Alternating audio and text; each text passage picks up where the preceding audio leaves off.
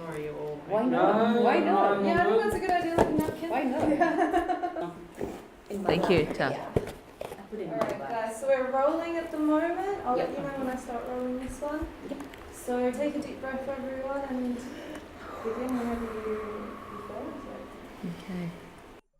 Hello and welcome. Today we're having a frank discussion with our eclectic mix of wonderful people here today about injustice.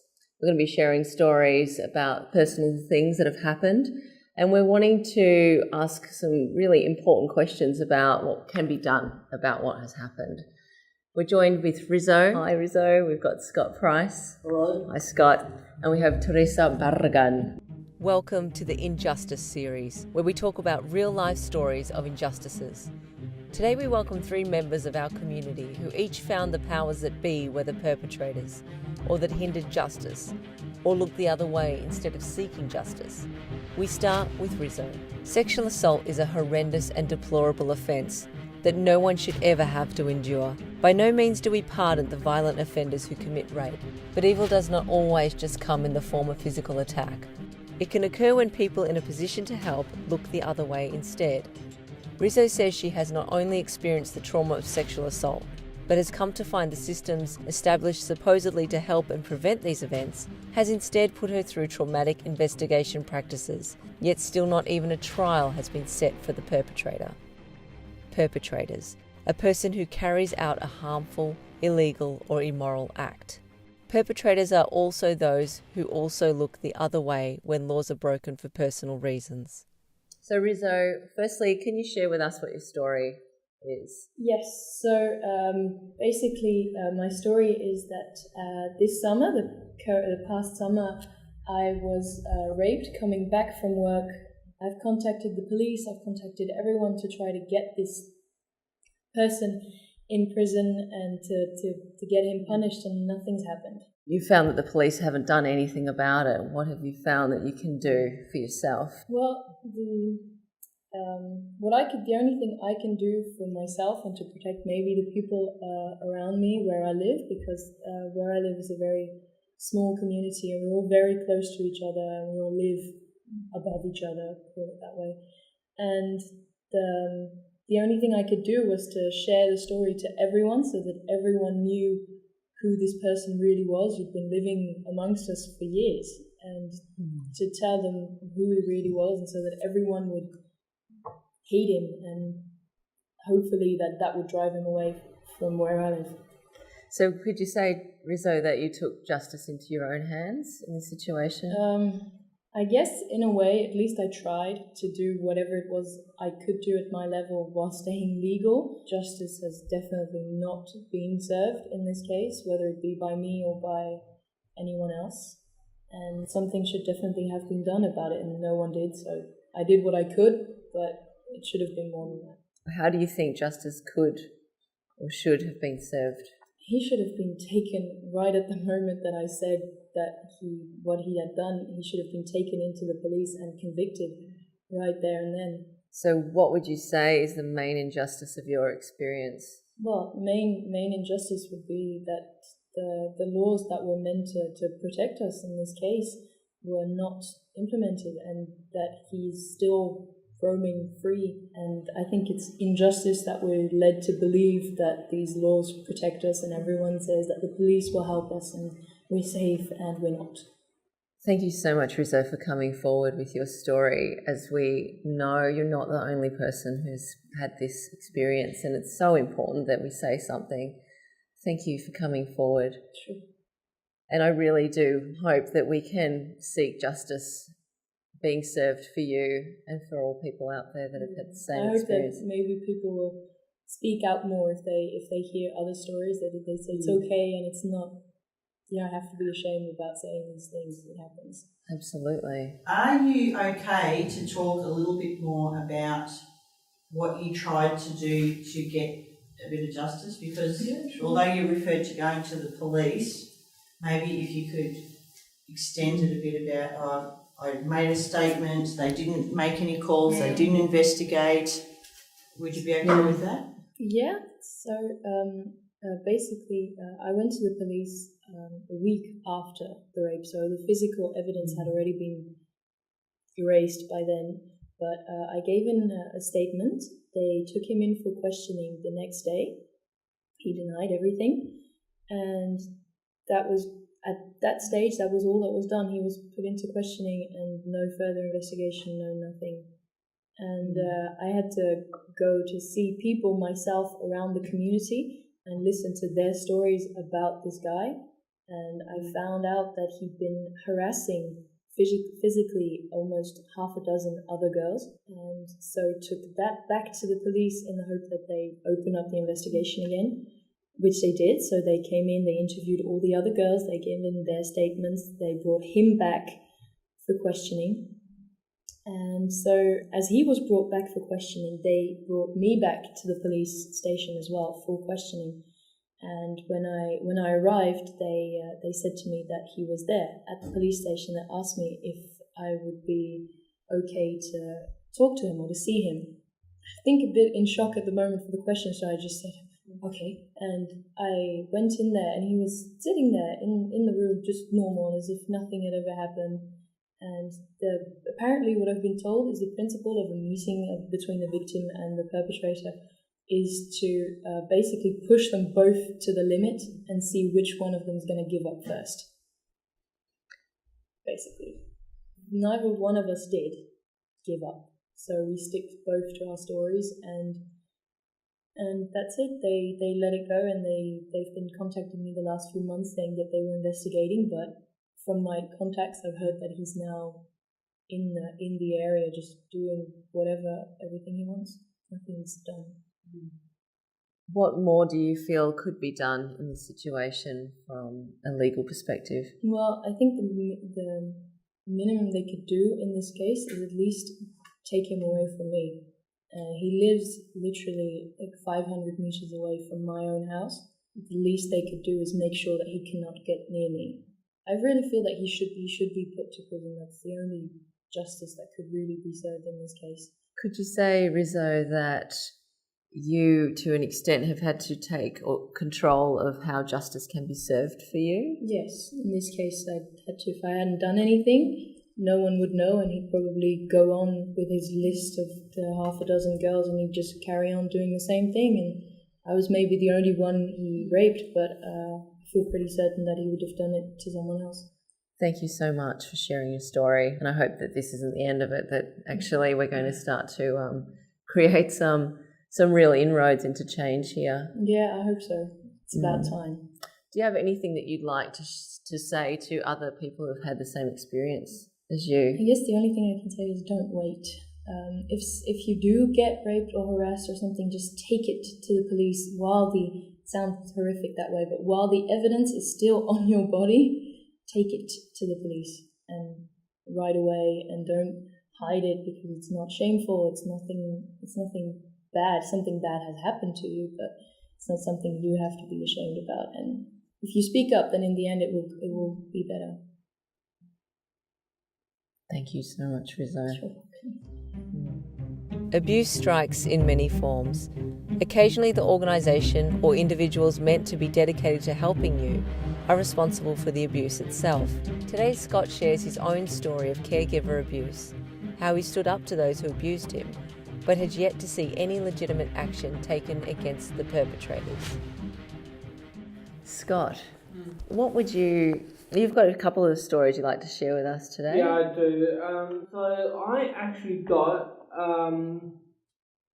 abused by these two grossly inoffensive staff members. So they sort of yelled at me, they pushed me out of it, they called me a few names, such and such here and there.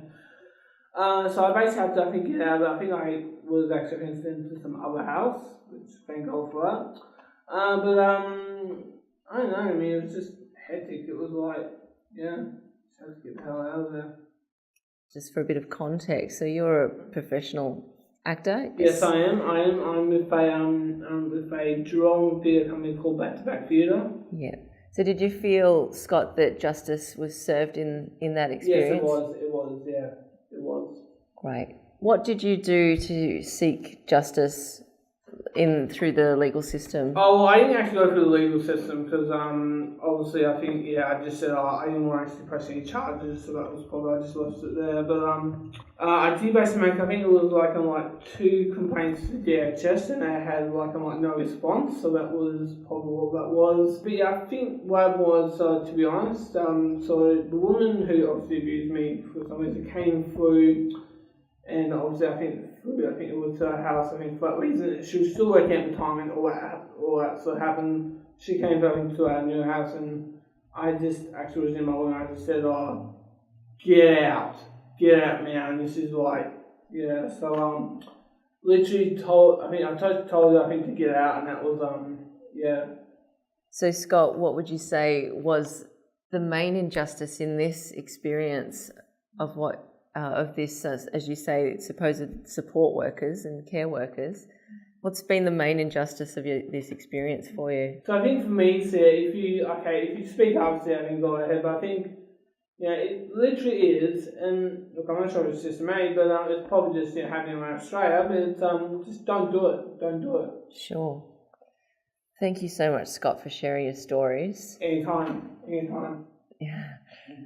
I think, what's the main thing that's driving us all here is about how can injustice be brought to the fore so that the systems that are put in place can actually protect us and do what they're meant to be created for. Scott, what do you think could happen or should happen for justice to be served? Well, we're looking at again has a quote, just don't do just don't use other people's just be nice to people and just show some respect. That's all I can say. Again, it's just that key of just respect. Again, would you say that you've taken justice into your own hands about that as yourself as a professional actor? Yes, I have. Yes. I think I've changed people's perceptions on people with disabilities and other sort of human beings. Fantastic.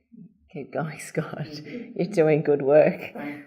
And this brings us to Teresa Barragan. Teresa has experienced a recent court case where she believes her ability to defend herself was impaired by a male-dominated and discriminatory judicial environment, which led to a court gag order being placed during trial proceedings. Had the gender ratio been more equal, the judge been more understanding, and this gag order not being placed, she believes her trial may have gone in a more favourable direction.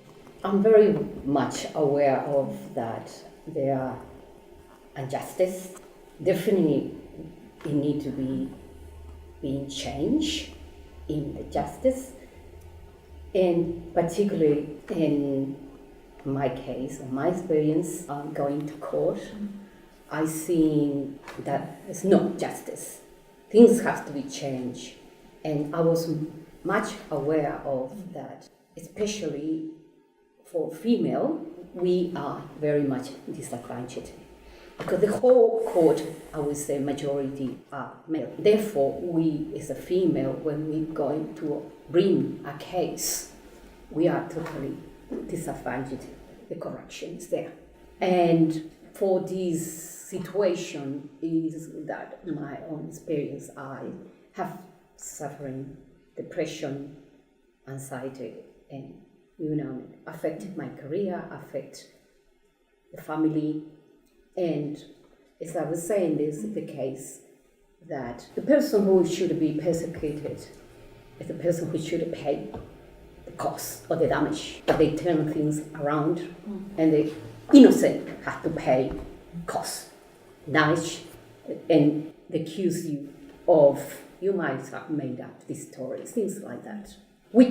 What made you to believe, what hope we have when you have all these court against you and one female come to you said, I got being advice for the whole court here that you should give up and leave the case. And I said to her, no, you know why? I'm not going to leave this case. I have moral, I have principle, and I brought up a good family. And I will fight to the last. What happened? This case was dismissed, and unfortunately I cannot tell the whole story because they forced me to sign document where I not have to tell what had happened or who is the guilty or the perpetrator. So what it leaves us is a female, carry with us the trauma, carry with us no hope for the justice. I mean, what is representing this is like, definitely we need to do some change here. And unfortunately, we not allowed to speak up. And that's why I'm very grateful that today we have the opportunity to say at least, listen, can you sleep at night? Listen, do you have any moral there? Listen, we're here for justice. We're here to fight for our principle, morals.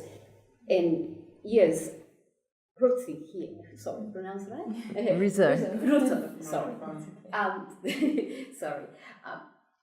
Yes, it's a very clear case. She went to find justice. What had they done to her? Give it back. And I saw that in court. I saw how they give it back, how they not searching a document, they not bring up the case clearly, they don't care to talk with all the witnesses. In my case, I have real, genuine witnesses that being seen, being present, they have written the statement where ignored, leaving us homeless because of this, leaving us financially destroyed, traumatized. Can they sleep at night? Can they go? How they conscious? And that's what I'm here to say. Listen, you there. If you have any principle, any moral, you can do the right. You have the authority to make things change. We need to be heard. Allow us to tell the truth. I'm living with fear every single day because I'm not allowed to tell the whole world what happened. Because that's the one from me, to be terrified, scared to go the day tomorrow to the media and say, listen what they done to me. Because if I said the truth, I will be in jail. Because how they destroy our life. So Teresa, could you say that in this circumstance or with this court case that justice has in effect silenced you? Yeah, the criminal went free and I had to pay for everybody was involved in the case, protecting the criminal. And he went free and they left me with all the bills. And that's where I think that's when no justice. Why we go for, and what we end up, it's like someone slap your face and turn around and they treat you like a little girl, 5 or 3 years old. Listen, if you say what happened here, so of course, unconsciously you are scared. Teresa, how do you think justice can be served? In Rizzo's case, she's taken it into her own hands. In Scott's case, he's a professional actor and he's educating the public. Yeah. What about yourself? What has your experience of injustice, how's this shaped you My to act? experience is being very traumatized to the point I'm suffering, as I was saying, depression, anxiety. And yes, I've been living with a fear. I've been not able to speak up, to do something about it. For me, and I found that we are in the same boat because we are frustrated. We are powerless. What made us to think we are backward, we are behind.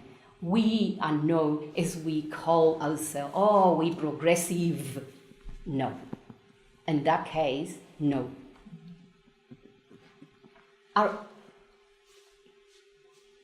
Our family or close did an investigation about a little bit this. And I got to the knowledge that many things come from England. They go the old-fashioned justice, and they copy here. So we are copycat here. So we're not progressing. You know, we not are here to provide better service for her, for him, and for myself, and for millions others that are there suffering what we are suffering for injustice. Teresa, could you say that because of what you have experienced from the injustice of the legal system, how it's failed to protect you and even give you a right to speak, could you say that how your family have witnessed that, including your own children, it's motivated them to use their voice to speak? I'm very fortunate that So seemingly what I'm hearing is that there's grassroots action being taken with the next generation. Yes. And I think what's exceptional in our discussion is that I'm joined by people who have the courage to speak out and have the willingness to actually be heard and won't be disgraced or shamed by their experience or the injustice that they have been dealt with either through the community or the legal system. I just want to commend you all in coming forward, and I think that if there's anyone out there, any legal or medical professional who'd be willing to step forward and represent or follow through with any of these cases of what they've heard, working pro bono, willing to make a grassroots change with us, that you're very welcome to come forward, or if anyone would like to join us in starting to speak up and letting your voice be heard about how important it is that we share these stories of injustice. I'd like to thank you all for coming today. And I hope that this conversation keeps on going forward. It should be. Oh, let's hope so. Let's hope so. let's hope. Yeah. It's a hope. Thank you so much.